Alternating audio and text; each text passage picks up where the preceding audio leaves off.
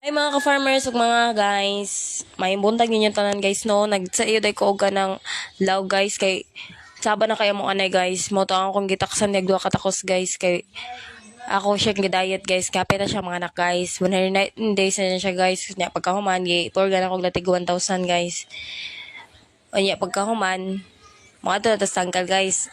Ay na pa day purpose day guys nga mo nganong ako na siyang gipurga kay parang mga bitok sa iyang tiyan dili mong kuan mong balhin sa iyang anak para iyahan na mahigawas ang mga bad spirit nga nasa iyang tiyan.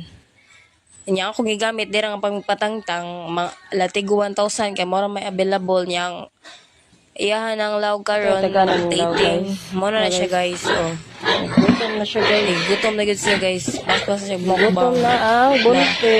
Na siya kagutom guys. Pirmi siya gutom guys. Ya uhaw. Okay. Pagana naman siya guys. Kada ko naman gulihan tiyan. Mga September 2 yan Judith guys. September 2 narana guys. Manabantayan na siya karon guys. Na mo na iyan tutoy guys. Namukad-kad na gid yung tutoy. Nangyot-kyot na sa ilaw. Nya pagkahuman samtang nga video pa na niya niguro siya yup kay gutom na kayo siya guys. Mao nang purpose sa pagpurga nga parang mga baktin dili mga matay ini gawas healthy.